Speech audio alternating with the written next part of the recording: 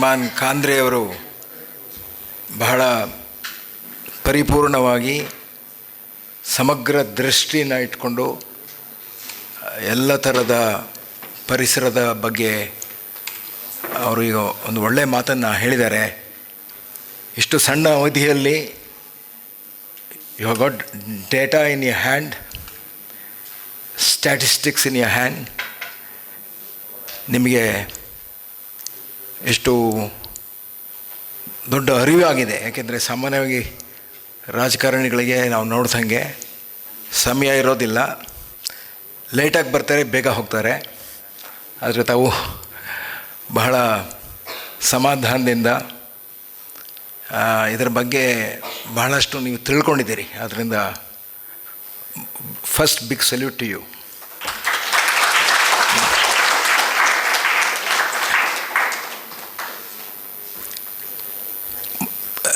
ನಮಗೆಲ್ಲ ಸಾಮಾನ್ಯವಾಗಿ ನಾವು ಪದ್ಯಗಳನ್ನು ಓದಿದಾಗ ನಮ್ಮ ಕವಿಗಳು ಫ್ಯಾಕ್ಟ್ರಿ ಮೇಲೆ ಇಂಗ್ಲೀಷ್ ಕವಿಗಳಿರ್ಬೋದು, ಕನ್ನಡದ ಕವಿಗಳಿರ್ಬೋದು, ಸಂಸ್ಕೃತ ಕವಿಗಳು ಫ್ಯಾಕ್ಟ್ರಿ ಮೇಲೆ ಯಾರೂ ಪದ್ಯ ಬರೆದಿಲ್ಲ. ಕವಿಗಳ ಪದ್ಯಗಳೆಲ್ಲ ಪರಿಸರದ ಸಸ್ಯಕಾಶಿ ಅಂತ ಏನು ಲಾಲ್ಬಾಗಲ್ಲಿ ಕುವೆಂಪು ಹಾಕಿದಾರಲ್ಲ, ಕೈ ಮುಗಿದು ಒಳಗೆ ಬಾ ಇದು ಸಸ್ಯಕಾಶಿ ಅಂತ. ಆ ಸಸ್ಯಕಾಶಿ, ಆ ಪವಿತ್ರವಾದ ವನದಲ್ಲಿ, ಬೆಟ್ಟದಲ್ಲಿ, ಮಲೆಗಳಲ್ಲಿ ಇರುವಂಥ ಪ್ರದೇಶಗಳಲ್ಲೇ ಎಲ್ಲ ಕವಿಗಳೂ ನಮಗೆ ಇವತ್ತು ಪದ್ಯವನ್ನು ನೀಡಿದ್ದಾರೆ. ಅವರ ಇಂಗ್ಲೀಷ್ ಕವಿಗಳು ಒಂದು ಬಹಳ ದೊಡ್ಡ ಮಹಾನ್ ಪದ್ಯ ಇದೆ ವರ್ಡ್ಸ್ವರ್ತ್ದು, and then my heart with pleasure fills and dances with the daffodils ಅಂತ.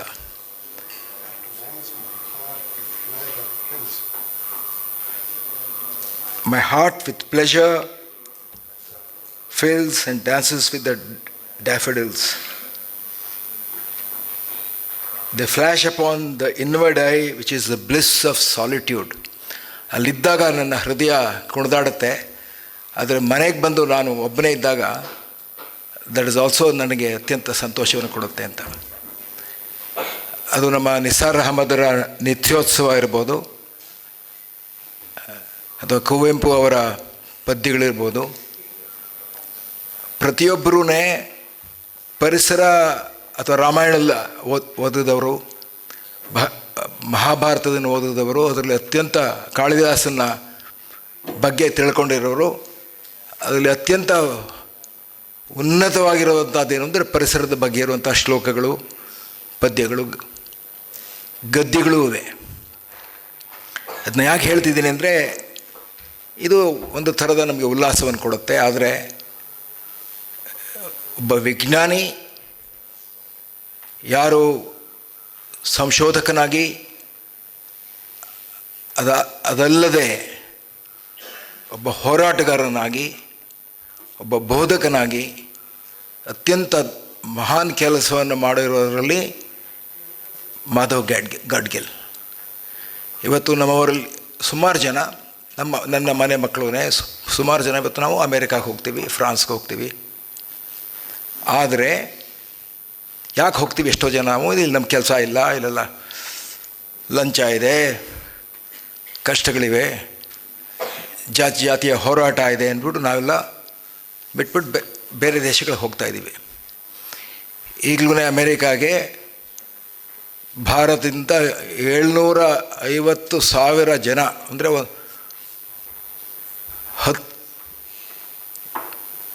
750 ಲಕ್ಷ ಜನ ಇವತ್ತು ಅಮೇರಿಕಾದಲ್ಲಿ ಇಲ್ಲೀಗಲ್ ಇಮಿಗ್ರೆಂಟ್ಸ್ ಇದ್ದಾರೆ.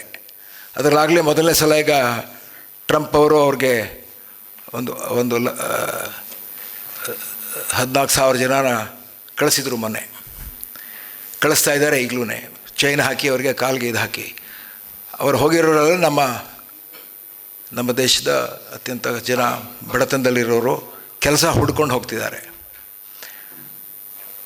ಆದರೆ ನಮ್ಮ ಮಹಾತ್ಮ ಗಾಂಧಿಯಿಂದ ಹಿಡಿದು ಅಂಬೇಡ್ಕರ್ ಇರ್ಬೋದು, ಅವರೆಲ್ಲ ಪಾಶ್ಚಿಮಾತ್ಯ ದೇಶದಲ್ಲಿ ಓದಿದ್ರು. ಸರ್ದಾರ್ ಪಟೇಲ್, ಇವನ್ ಸವಾರ್ಕರ್ ಅವರೆಲ್ಲ ಕೇಂಬ್ರಿಡ್ಜಲ್ಲಿ, ಲಂಡನ್ನಲ್ಲಿ ನೆಹರು, ಅರವಿಂದೋ, ಸುಭಾಷ್ ಚಂದ್ರ ಬೋಸ್ ಅವರೆಲ್ಲ ನಮ್ಮ ದೇಶವನ್ನು ಬಿಟ್ಟು ಹೋದರು. ಬಟ್ ಅವರು ಕಷ್ಟ ಅತ್ಯಂತ ಜಾಸ್ತಿ ಇತ್ತು ಆಗ. ಯಾಕಂದರೆ ನಾವು ಬ್ರಿಟಿಷರ ಆಳ್ವಿಕೆಯಲ್ಲಿದ್ವಿ, ಅತ್ಯಂತ ಕ್ರೂರವಾದ ಸಮಯ. ನೀವು ದಂಗೆ ಇದ್ದರೆ ನಿಮ್ಮನ್ನು ಪ್ರತಿಭಟನೆ ಮಾಡದೆ ಜೈಲ್ಗೆ ಹಾಕ್ತಾಯಿದ್ರು. ಅಂಥ ಸಮಯದಲ್ಲಿ ಅವರು ಎಲ್ಲವನ್ನು ಬಿಟ್ಟು ವಾಪಸ್ ಬಂದರು. ಈಗ ನಮ್ಮಲ್ಲಿ ಜನ ಇಲ್ಲಿ ತೊಂದರೆ ಇದೆ ಅಂತ ವಾಪಸ್ ಹೋಗ್ತಾಯಿದ್ವಿ, ಪಾಶ್ಚಿಮಾತ್ಯ ದೇಶಕ್ಕೆ ಹೋಗ್ತಿದ್ವಿ. ಇಲ್ಲಿ ನಾವು ತೊಂದರೆ ಇದೆ ಅಂತ ಹೋಗ್ತಾಯಿದ್ದೀವಿ, ಅವರು ತೊಂದರೆ ಇದೆ ಅಂತ ವಾಪಸ್ ಬಂದರು. ಗಾಡ್ಗಿಲ್ ಅವರು, ಅದು ಯಾಕೆ ಅವರನ್ನು ನಾನು ಮಹಾನ್ ವ್ಯಕ್ತಿ ಅಂತ ಕರೀತೀನಿ ಅಂದರೆ ಎರಡು ದೃಷ್ಟಿಯಿಂದ. ಅವರು ಹಾರ್ವರ್ಡಲ್ಲಿದ್ದರು, ಹಾರ್ವರ್ಡಲ್ಲಿ PhD ಮಾಡಿದರು, ಆಮೇಲೆ ಅಲ್ಲಿ ಬೋಧಕರಾಗಿದ್ದರು. ಅವರ ಹೆಂಡ್ತಿನೂ ಹಾರ್ವರ್ಡಲ್ಲಿದ್ದರು. ಅವರಿಗೆ ಎಂಥ ಮಹಾನ್ ಕೆಲಸ ಅಲ್ಲಿ ಸಿಗ್ತಾಯಿತ್ತು. ಆ ಕಾಲದಲ್ಲಿ ಇವತ್ತು ಸುಮಾರು ಸ್ಟಾರ್ಟಪ್ಗಳಿವೆ, ಸುಮಾರು ಜನ ನಾವು ಉದ್ಯಮವನ್ನು ಇಲ್ಲಿ ಮಾಡಿದ್ದೀವಿ. ನಾರಾಯಣ ಮೂರ್ತಿ ಇರ್ಬೋದು, ಕಿರಣ್ ಮಜುಮ್ದಾರ್ ಶಾ ಇರ್ಬೋದು. ನಾನು ಮಿಲಿಟ್ರಿಯನ್ನು ಬಿಟ್ಟು ಕೃಷಿಗೆ ಹೋಗಿ ಆಮೇಲೆ ನಾನು ವಿಮಾನಯಾನ ಸಂಸ್ಥೆಯನ್ನು ಮಾಡಿದೆ. ಇಲ್ಲೂ ಸಾಧ್ಯತೆ ಇದೆ. ಆದರೆ ಯಾರು ಅತ್ಯಂತ ಆ ಕಾಲದಲ್ಲಿ ಎಲ್ಲಿ ನಿಮಗೆ ಗೌರ್ಮೆಂಟ್ ಕೆಲಸ ಸಿಗ್ತಾ ಇರಲಿಲ್ವೋ, ಪ್ರೈವೇಟ್ ಸೆಕ್ಟರ್ ಇರಲಿಲ್ಲವಲ್ಲ, ಅವರು ಹಾರ್ವರ್ಡ್ನ ಬಿಟ್ಟು, ಅಮೇರಿಕಾವನ್ನು ಬಿಟ್ಟು ವಾಪಸ್ ಮಹಾರಾಷ್ಟ್ರಕ್ಕೆ ಬಂದರು. ಆದರೆ ಅಲ್ಲಿಂದ ಇಲ್ಲಿ ಬೆಂಗಳೂರಲ್ಲಿ ಬಂದು ಅವರು establish the centre for ecological sciences. ಅಂದರೆ ಇದು ಮಹಾ ವ್ಯಕ್ತಿ. ಯಾಕೆಂದರೆ ಎಲ್ಲವನ್ನು ತೊರೆದು ಬಂದು ವಾಪಸ್ ಬಂದರು ದೇಶಕ್ಕೆ. ಎರಡನೇದು, ಅವರು ಮಾಡಿರುವಂಥ ಕೆಲಸ ಏನಿದೆ, ಅವರು ಯಾವ ವೃತ್ತಿಯಲ್ಲಿದ್ದರು ಅದು ಜಾಸ್ತಿ ಹಣ ಕೊಡುವಂಥ ವೃತ್ತಿ ಅಲ್ಲ. ಅಂದರೆ ಒಬ್ಬರು ಮೇಸ್ಟ್ರಾಗಿ ಎನ್ವಿರಾನ್ಮೆಂಟಲ್ ಪರಿಸರದ ಬಗ್ಗೆ ಕಾಳಜಿಯನ್ನು ಇರುವಂಥವರು, ಅರಿವನ್ನು ಮೂಡಿಸೋದಕ್ಕೆ, ಪ್ರಜ್ಞೆಯನ್ನು ಮೂಡಿಸೋದಕ್ಕೆ ಅವರು ವಾಪಸ್ಸು ಬಂದು ಇಲ್ಲಿ ಟಾಟಾ ಇನ್ಸ್ಟಿಟ್ಯೂಟಲ್ಲಿ, ನಮ್ಮ ಪಕ್ಕದಲ್ಲಿರುವಂಥ ಟಾಟಾ ಇನ್ಸ್ಟಿಟ್ಯೂಟಲ್ಲಿ ಅವರು ಇದು ಮಾಡಿದರು, ಒಂದು ಸಂಸ್ಥೆಯನ್ನು ಸ್ಥಾಪಿಸಿದ್ದಾರೆ. ಅದು ಇವತ್ತೂ ಅಮರವಾಗಿದೆ. ಆದ್ದರಿಂದ ನಾವೆಲ್ಲರೂ ಅವರಿಗೆ ನಮನವನ್ನು ಕೊಡಬೇಕು.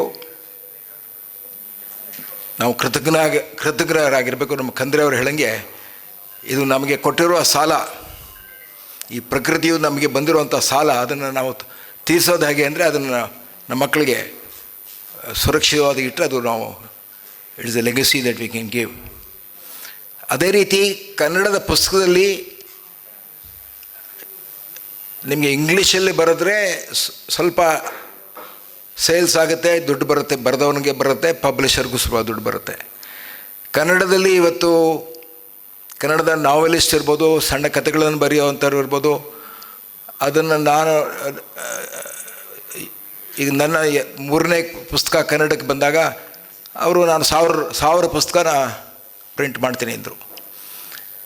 ಅಂಥ ಕಾಲದಲ್ಲಿ ಅದನ್ನು ತರ್ಜುಮೆ ಮಾಡಿ ಕನ್ನಡದಲ್ಲಿ ಒಂದು ಪಬ್ಲಿಷಿಕೇಷನ್ ಯಾರು ಮಾಡ್ತಿದ್ದಾರೆ, ಕಲ್ಲೂರು ನಾಗೇಶ್ ಅವರು ಮಹಾ ಸಾಹಸಗಾರರು, ಧೈರ್ಯವಂತರು, ಹಣವನ್ನು ಅದಕ್ಕೆ ಹಾಕೋದಕ್ಕೆ. ಯಾಕೆಂದರೆ ಓದುಗರು ಕಮ್ಮಿ. ಅದನ್ನು ನಮ್ಮ ನಾಗೇಶ್ ಹೆಗ್ಡೆ ಅವರು ಬಹಳ ಸೂಕ್ತವಾದ ವ್ಯಕ್ತಿ. ಯಾಕೆಂದರೆ ಹಿ himself is A environmental scientist, adventurous man. ಬಹಳಷ್ಟು, ಯಾಕೆಂದರೆ ಅವ್ರು ನಾನು ಕೇಳಿದೆ, ಎಲ್ಲಿದ್ದರೆ ನೀವು? ನಾನು ಜವಾಹರ್ಲಾಲ್ ನೆಹರು ಯೂನಿವರ್ಸಿಟಿಯಲ್ಲಿ ಇದ್ದೆ, ಅಲ್ಲಿಂದ ನೈನಿತಾಲ್ಗೆ ಹೋಗಿ ಅಲ್ಲಿ ಬೋಧನೆ ಮಾಡ್ತಾಯಿದ್ದೆ, ಆಮೇಲೆ ಡೆಕ್ಕನಹಳ್ಳಿಗೆ ಬಂದೆ ಅಂತ ಹೇಳಿದರು.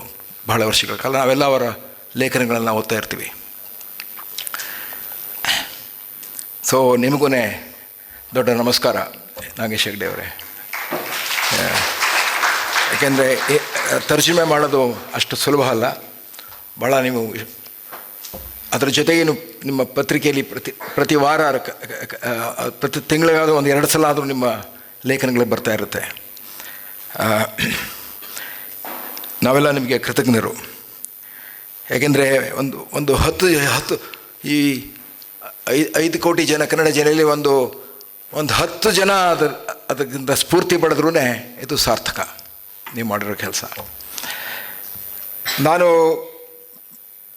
ಮಿಲಿಟ್ರಿನಲ್ಲಿ ನಾನು ಓದಿದ್ದು ಬಿಜಾಪುರಲ್ಲಿ, ಸೈನಿಕ ಶಾಲೆ ಬಿಜಾಪುರಲ್ಲಿ. ಹಳ್ಳೀಲಿ ಓದಿದ್ದೆ ನಾನು, ಗೊರೂರಲ್ಲಿ. ಅಲ್ಲಿ ಅತ್ಯಂತ ಸುಂದರವಾದ ನದಿ ಇದೆ, ಹೇಮಾವತಿ. ನಮ್ಮ ತಂದೆ ನನ್ನ ಮೊದಲನೇ ಸಲ ಶಾಲೆಗೆ ಹಾಕಿದ್ದು 5ನೇ ಕ್ಲಾಸಲ್ಲಿ. ನೀನು ಮನೆಯಲ್ಲೇ ಓದು ಪರವಾಗಿಲ್ಲ, ಶಾಲೆ ಒಂದು ಜೈಲು. ಶಿವರಾಮ್ ಕಾರಂತರು, ಟ್ಯಾಗೋರ್ ಅವ್ರಿಗೆ ಬಹಳ ಹಿಡಿಸಿದ್ರು, ಅವರು ಮೇಷ್ಟ್ರಾಗಿದ್ದರು. ನನ್ನನ್ನು ನದಿ ಕರ್ಕೊಂಡು ಹೋಗಿ ಅಲ್ಲಿ ಈಜು ಕಲಿಸಿದ್ರು. ನಮ್ಮ ಸಣ್ಣ ಪುಟ್ಟ ಸ್ವಲ್ಪ ಜಮೀನಿತ್ತು, ಅಲ್ಲಿ ಕರ್ಕೊಂಡು ಹೋಗ್ಬೇಕಾದ್ರೆ ಗದ್ದೆಗೆ ಅಲ್ಲಿ ತೋರಿಸೋರು ನಮ್ಮ ಹರಿಜನರು ಗದ್ದೆನಲ್ಲಿ ಒಂದು ಕಡೆ ಚೀಲಕ್ಕೆ ಬುತ್ತಿಗೆ ಏಡಿ ಹಾಕೋರು, ಇನ್ನೊಂದು ಕಡೆ ಸೊಪ್ಪು ಹಾಕೋರು. ಆಗ ನನ್ನ ತಂದೆನ ಕೇಳಿದೆ ಏನು ಅಂತ. ಅವ್ರು ಹೇಳಿದ್ರು ಅದು ಏಡಿ. ನಾನು ಬ್ರಾಹ್ಮಣ, ಮನೆಯಲ್ಲಿ ನಾವು ಮಾಂಸಾಹಾರ ತಿನ್ನೋದಿಲ್ಲ, ಆದರೆ ತಿಂದೇ ಇರೋದು ಬ್ರಾಹ್ಮಣ ಅಲ್ಲ, ಬ್ರಾಹ್ಮಣ ತಿಂತಾ ಇಲ್ಲ ಅಂತ ಹೇಳ್ತಿದ್ದೀನಿ ಅಷ್ಟೇ.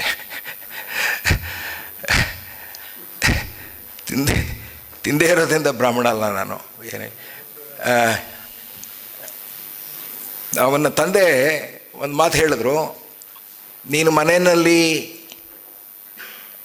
ಗಲಾಟೆ ಮಾಡ್ತೀಯ, ಊಟ ಬಿಸಿ ಇದ್ದರೆ ಬಿಸಿ ಅಂತೀಯ, ಥಂಡಿ ಇದ್ದರೆ ಥಂಡಿ ಇರ್ತೀಯ. ನೋಡು ಆ ಮಗು ಅಲ್ಲಿ ಆಟ ಆಡ್ತಾ ಇದ್ದೆ ಅದೇ ಮಣ್ಣಲ್ಲಿ. ಅವರು ಈಗ ಹೋಗಿ ಮನೆಗೆ ಹೋಗಿ ಆ ರಾಗಿನ ಕೇರಿ, ಆಮೇಲೆ ಅದನ್ನು ಬೀಸಿ, ಆಮೇಲೆ ಹಿಟ್ಟು ಮಾಡಿ, ಆಮೇಲೆ ಮುದ್ದೆ ಮಾಡಿ, ಆಮೇಲೆ ಊಟ ಮಾಡ್ತಾರೆ. ಅದು ಅತ್ಯಂತ ದೇವರು ಕೊಟ್ಟಿರೋದು, ಅದು ಅತ್ಯಂತ ಪೌಷ್ಟಿಕ ಸೊಪ್ಪು ಏಡಿ. ಅದು ಆವಾಗ ನನಗೆ ಹೊಳಿಲಿಲ್ಲ. ಅಂದರೆ ಬೇರೆಯವರು ತಿನ್ನಲ್ಲ, ಯಾವುದನ್ನು ದನದ ಮಾಂಸ ಇರ್ಬೋದು, ಏಡಿ ಇರ್ಬೋದು, ಅಥವಾ ಹೊಲದಲ್ಲಿರುವಂಥ ಎಲಿ ಇರ್ಬೋದು. ಅದು ಇಲಿಯಲ್ಲ, ಅದು ಏನೋ ಬೇರೆ ಹೆಸರಿದೆ ಅದಕ್ಕೆ, ಏನು ಹೇಳ್ತೀರಿ, ತೋಡ. ಅದು ಅತ್ಯಂತ ಪೌಷ್ಟಿಕವಾದ ಇದು. ಸೊ ದೇವರು ಅದನ್ನು ಕಂಪನ್ಸೇಷನ್, ನಿಮಗೆ ಪೌಷ್ಟಿಕಾಂಶ, ನೀವು ವಿಟಮಿನ್ ತಗೊಂಡು ತಿಂತೀರಿ, ಅವರು ಅದನ್ನು ಫ್ರೀಯಾಗಿ ದೇವರು ಕೊಟ್ಟಿದ್ದಾನೆ. ಅದು ದೇವರ ಒಂದು ಜಸ್ಟಿಸ್ ಅಂತ ಯಾವುದೋ ಒಂದು ಭಾಷೆಯಲ್ಲಿ ಅವರು ಹೇಳಿದ್ರು. ಅವರು ನನಗೆ ಊರಿನ ಸಾಹುಕಾರನ ತೋರಿಸ್ತಿರಲಿಲ್ಲ, ನನಗೆ ತೋರಿಸಿದ್ದವರು ಅತ್ಯಂತ ಬಡವರನ್ನು, ದಲಿತರನ್ನು. ಆ ಅವನು ಮಾಡುವಾಗ ನೇಗಿಲು ಯೋಗಿ ಅಂತ ಹೇಳಿ ನಮ್ಮ ಕುವೆಂಪು ಹೇಳಿದರೆ, ನೇಗಿಲನ್ನು ಅವನು ಉಳುವಾಗ ಹಾಡು ಹೇಳ್ತಾನೆ, ರಾಗಿ ಬೀಸುವಾಗ ಹಾಡು ಹೇಳ್ತಾನೆ, ನಾಟಿ ಮಾಡುವಾಗ ಹಾಡು ಹೇಳ್ತಾನೆ, ಭತ್ತ ಸುಗ್ಗಿನಲ್ಲಿ ಹಾಡು ಹೇಳ್ತಾನೆ. ಫ್ಯಾಕ್ಟ್ರಿಲಿ ಯಾರೂ ಹಾಡು ಹೇಳಲ್ಲ. ಇದೆಲ್ಲ ನನಗೆ ದೊಡ್ಡ ಬೋಧನೆ ಆಯಿತು. ಆದರೆ ಇವತ್ತು ನಮಗೆ ಗದ್ದೆನಲ್ಲಿ ಏಡಿ ಇಲ್ಲ. ಯಾಕೆ ಗದ್ದೆನಲ್ಲಿ ಏಡಿ ಇಲ್ಲ ಅಂದರೆ, the pesticides and chemical fertilisers ಎರಡೂ, not just chemical pesticides, chemical manure, ಅದು ಭೂಮಿಯನ್ನು ಬಂಜರು ಮಾಡಿದೆ. ಆ ಬಂಜರ ನೀರಲ್ಲಿ ನಿಮಗೆ ಏಡಿ ಅಷ್ಟು ಸುಲಭವಾಗಿ ಸಿಗೋದಿಲ್ಲ. ಈಗ ನಾನು ಇವತ್ತು ನಾನು ತೋಟಕ್ಕೆ ಹೋಗ್ತೀನಿ, ಗದ್ದೆಯಲ್ಲಿ ನಿಮಗೆ ಏಡಿ ಇಲ್ಲ. ನದಿಗಳು ಅವರು ಹೇಳಿದಾಗೆ, ಕಾಫಿ ತೋಟದಲ್ಲಿ ನಾವು ಸ್ಪ್ರೇ ಮಾಡ್ತೀವಿ ಕಾಪರ್ ಸಲ್ಫೇಟ್, ಅತ್ಯಂತ ದೊಡ್ಡ ವಿಷ ಕಾಪರ್ ಸಲ್ಫೇಟ್. ಅದು ನಾವು ಸ್ಪ್ರೇ ಮಾಡುವಾಗ ಡಾಕ್ಟ್ರ್ ನಿಮ್ಗೆ ಹಿಂಗೆ ಒಬ್ರಿಗೆ ಇಂಜೆಕ್ಷನ್ ಕೊಡ್ತೀವಿ, ಆದರೆ it's called broad spectrum spray. ಒಂದು ದೊಡ್ಡ ಸ್ಪ್ರೇ ತೊಗೊಂಡು ಮೆಷಿನಲ್ಲಿ ಹೊಡಿತೀವಿ. ಆಗ ಹೊಡೆದಾಗ ಏನಾಗುತ್ತೆ, ನಿಮಗೆ ಒಂದು ಚಿಟ್ಟೆ ಇದೆ, ಅದು ಕಂಬಳಿ ಹುಳ ಆಗಿರುತ್ತೆ. ಕಂಬಳಿ ಹುಳ ಆದಾಗ ಅದು ನಿಮಗೆ ಎಲೆ ತಿನ್ನುತ್ತೆ, ರೈತಾನೂ ಇರ್ಬೋದು. ಆಗ ನೀವು ಹೋಗಿ ಸ್ಪ್ರೇ ಮಾಡ್ತೀರಿ. ಕಂಬಳಿ ಹುಳ ಆಗೋದೇನು, ಚಿಟ್ಟೆಯಿಂದ ನಿಮಗೆ ಸ್ಪರ್ಶ ಆಗುತ್ತೆ. ಇವತ್ತು ಆಗಲೇ ಚೈನಾದಲ್ಲಿ, ಅಮೇರಿಕಾದಲ್ಲಿ ಆ್ಯಪಲ್ ಆರ್ಚರ್ಡಲ್ಲಿ ಚೈನೀಸ್ ಅವರು ಮರ ಹತ್ತಿ ಒಂದು ಹಕ್ಕಿಯ ರೆಕ್ಕೆಯನ್ನು ತೆಗೆದುಕೊಂಡು ಒಂದು ಹೂವಿನಿಂದ ಇನ್ನೊಂದು ಹೂವಿಗೆ ಪರಾಗಸ್ಪರ್ಶ ಮಾಡ್ತಾರೆ.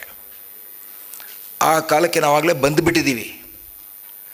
ನಾವು ಅಲ್ಲಿಗೆ ಈಗ ಆ ದುರಂತದ ಕಡೆಗೆ ಹೋಗ್ತಾ ಇದ್ದೀವಿ. ನೀವೊಂದು ಕೃಷಿಕರ ಮ್ಯಾಗ್ಝಿನ್ ನೋಡಿದ್ರೆ, ಸೈಂಟಿಸ್ಟ್ ಮ್ಯಾಗ್ಝಿನ್ನ, ಒಬ್ಬರು ಹೇಳ್ತಾರೆ ನಿಮಗೆ ಗೆದ್ದಲು ಬಂದರೆ ನಿಮ್ಮ ತೆಂಗಿನ ಮರಕ್ಕೆ ಬೆನ್ಸೈಲ್ ಹೆಕ್ಸಾಕ್ಲೋರೈಡ್ ಹಾಕಿ ಅಂತ. ಇನ್ನೊಬ್ಬರು ಲೇಖನ ಬರೆದಿದ್ದಾರೆ, ನೀವು ಎರೆಹುಳನ ತಂದುಬಿಟ್ಟು ಕೊಂಡ್ಕೊಂಡ್ಬಿಟ್ಟು ಅದನ್ನ ನೀವು ಎರೆಹುಳ ಮಾಡಿ ಎರೆಹುಳ ಬಿಡಿ.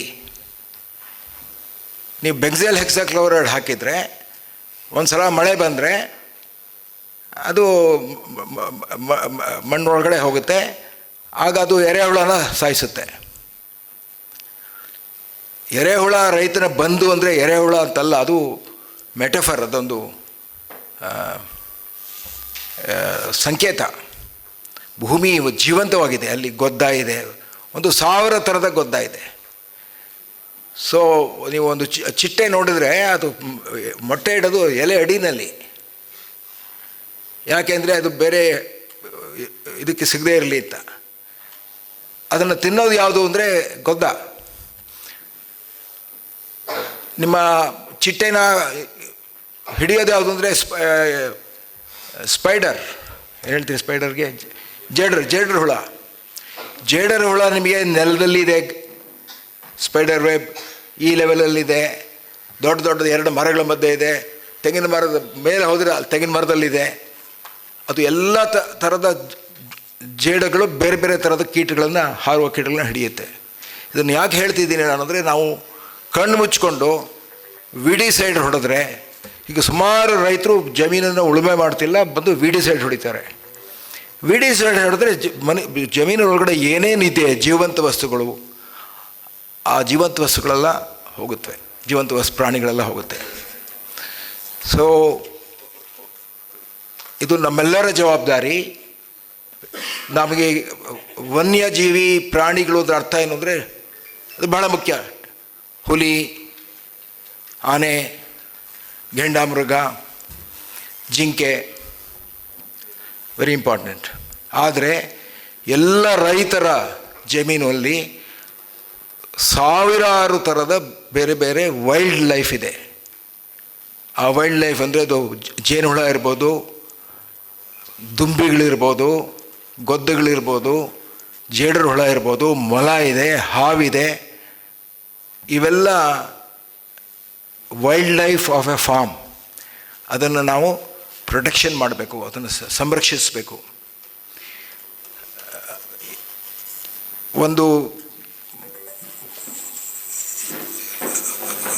ಗೆದ್ದಲು ಹುಳ ಒಂದು ದಿವಸಕ್ಕೆ 10,000 ಮೊಟ್ಟೆ ಇಡುತ್ತೆ.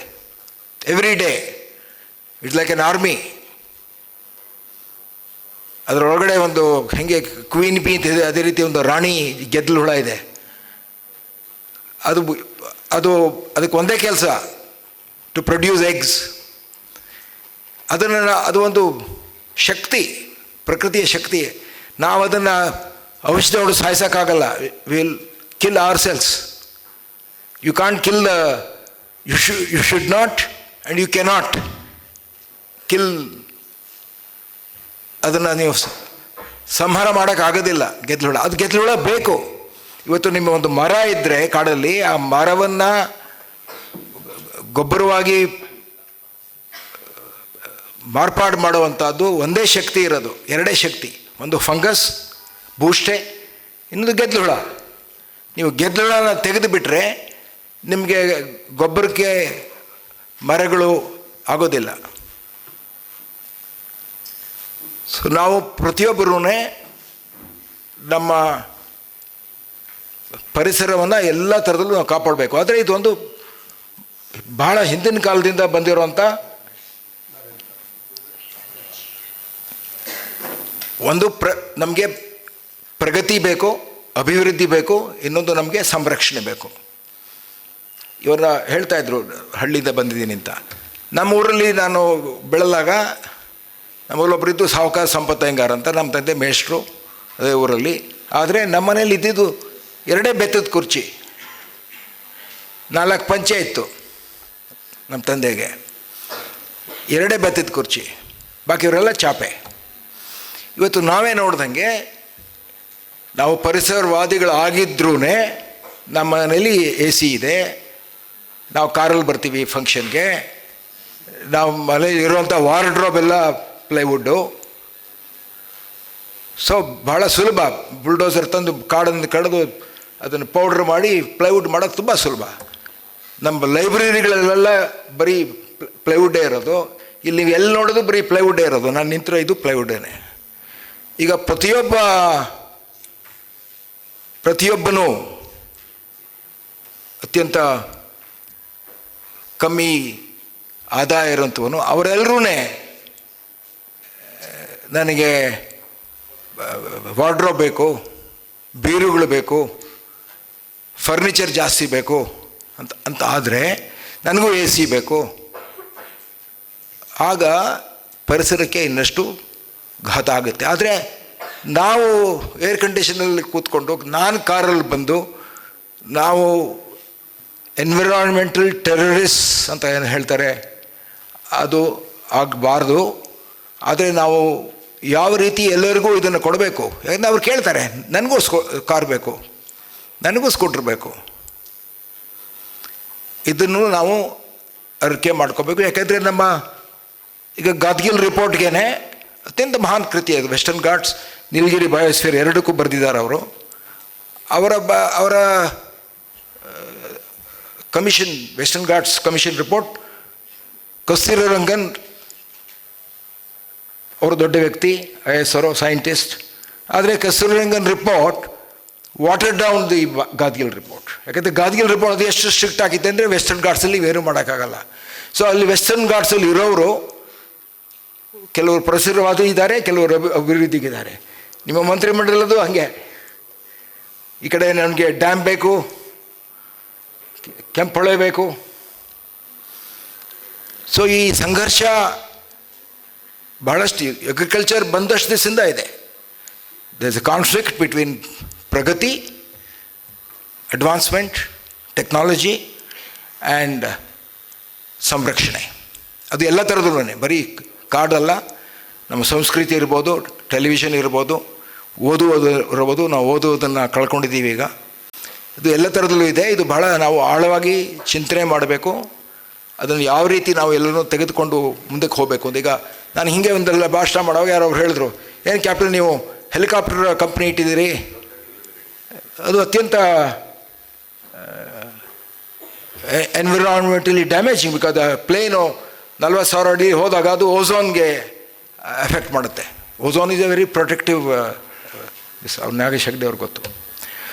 ಸೊ ನಾವುಗಳು ಎಷ್ಟೋ ಸಲ ಮಾತಾಡುವಾಗ ನಾವು ಸ್ವತಃ ಏನು ಹಾನಿಯನ್ನು ಮಾಡ್ತಿದ್ದೀವಿ ಅನ್ನೋದನ್ನು ನಾವು ತಿಳ್ಕೊಬೇಕು. ಯಾಕೆಂದರೆ ಇಟ್ಸ್ ಡೆಮೋಕ್ರಸಿ, ಪ್ರತಿಯೊಬ್ಬರಿಗೂ they want to be part of this one. ನಾವು ಎ ಸಿ ಇಟ್ಕೊಂಡಾಗ ನಮ್ಮ ಮನೇಲಿ ನಮಗೆ ಇಲ್ ಬಿ ಕೂಲ್, ತಂಪಾಗಿರುತ್ತೆ. ಬಟ್ ಎ ಸಿ ಹೊರಗಡೆ ಕೈ ಹಾಕಿ ನೋಡಿ, ಇಟ್ ಇಸ್ ಹಾಟ್. ಬಿಕಾಸ್ ಅದು ಎಷ್ಟು ನಿಮ್ಗೆ ಎ ಸಿ ಜಾಸ್ತಿ ಆದರೆ, ಯಾರಿಗೆ ಎ ಸಿ ಇಲ್ವೋ ಅವ್ರಿಗೆ ಸೆಕೆ ಜಾಸ್ತಿ. ಸೊ ನಾನು ಸ್ವಲ್ಪ ಜಾಸ್ತಿ ಟೈಮ್ ತೊಗೊಂಡಿದ್ದೀನಿ. ಯಾವುದಕ್ಕೆ ನಾನು ಹೇಳಿದೆ ಅಂದರೆ, ಒಂದು ಇನ್ಸ್ಪೈರ್ಡ್ ಆಫ್ ಆಲ್ ದ್ಯಾಟ್ ನಮ್ಮ ಮಾಧವ್ ಗಾಡ್ಗಿಲ್ ಅಂತ ಅವರು, ನಾಗೇಶ್ ಹೆಗ್ಡೆ ಅಂತ ಅವರು ನಮಗೆ ಈ ಪ್ರಜ್ಞೆಯನ್ನು ಮೂಡಿಸೋದ್ರಿಂದ ನಮಗೆಲ್ರಿಗೂ ಅರಿವಾಗುತ್ತೆ.